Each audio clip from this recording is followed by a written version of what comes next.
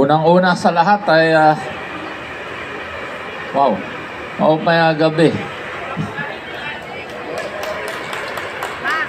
Sobrang dilim dun, nakikita ko lang mga ipin na nakangiti. But I'd like to of course welcome our friends tonight. And of course my son, Honorable Raymond Romualdez, ABC President. Muntik na niya ako malimutan. Ganyan talaga ang mga tatay. Naalala lang ng mga anak pag may kailangan.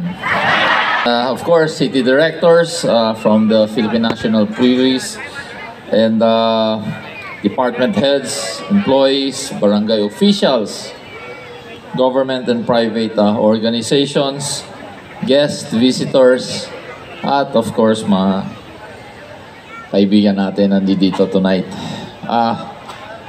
First of all, gusto ko pasalamatan, ang galing-galing ng choir talaga. Alam mo, I've seen them, I've heard them even few years ago. Yung iba naglakyan na, pagaling ng pagaling.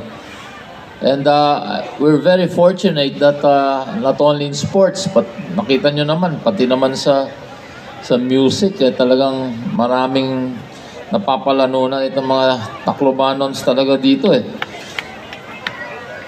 which reminds me, that's why we're also getting the Seal of Good Housekeeping Award on Monday. Thank you sa atong mga city employees for your dedication. And katulad ng sinabi ng anak ko, ito na naman, Pasko.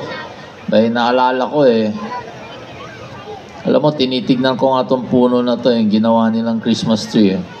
Talagang kahit may dumating na Yolanda, sa tingin ko kaya na nito. Mukhang matibay naman ang pagkagawa.